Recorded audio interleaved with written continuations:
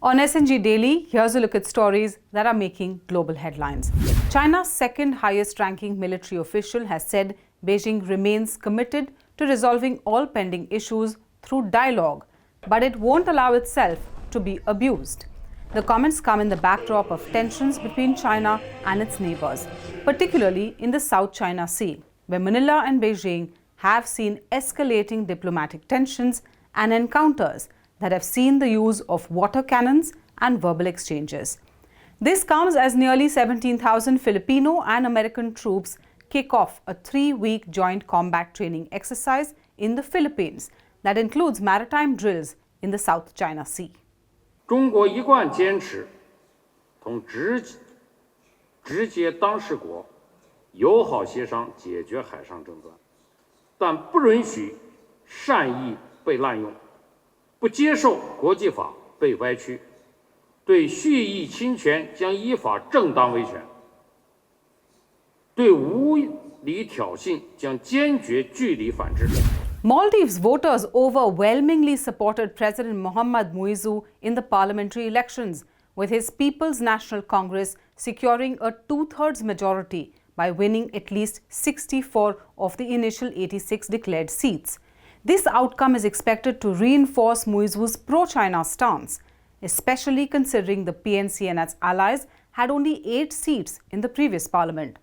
The main opposition, Maldivian Democratic Party, which previously held a supermajority, suffered significant losses.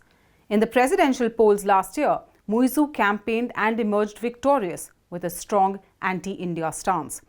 He has visited China and also inked a defense cooperation pact along with multiple infrastructure development agreements with Beijing.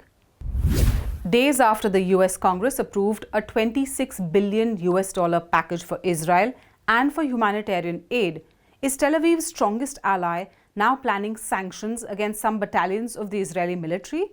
The US media has reported that Washington was planning to impose sanctions on Israel's Netzah Yehudi battalion that has operated in the occupied West Bank on the grounds of human rights violations. The Netzah Yehuda battalion is an active combat unit. The Israeli military has said it has no information on any measures being planned against it by the US. Israeli leaders have said the sanctions would be the peak of absurdity and moral law, and Netanyahu has promised to fight it with all his strength. גן בחירוף נפש על צה"ל, על הצבא שלנו ועל הלוחמים שלנו. אם מישהו חושב שהוא יוכל להטיל סנקציות על יחידה בצה"ל, אני אלחם בזה בכל כוחותיי. A referendum Ecuador's President Daniel Noboa called to support a crackdown on violence and criminal gangs has won overwhelming support. All 9 questions that were part of the referendum asking for more security measures to be put in place have got a resounding yes from people.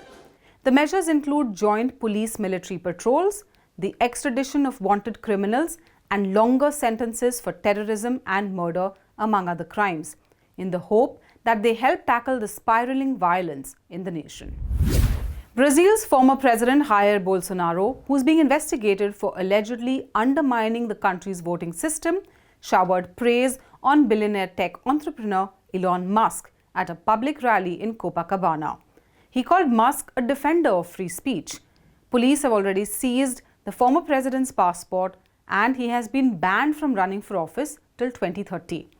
Musk's social media platform X has been asked to block handles spreading misinformation, and he is fighting it out in the Supreme Court. Musk himself has used X to level allegations against Supreme Court Justice Moraes, who is investigating digital militias. É homem que realmente preserva-se pela liberdade para todos nós. É homem que teve a coragem de mostrar, já com algumas provas, outras virão com toda certeza, para onde a nossa democracia estava indo. O quanto de liberdade já perdemos. E eu peço agora, respeitosamente, uma salva de palmas para Elon Musk. For more such videos, subscribe to our YouTube channel. Make sure you hit the like button and follow for more news updates.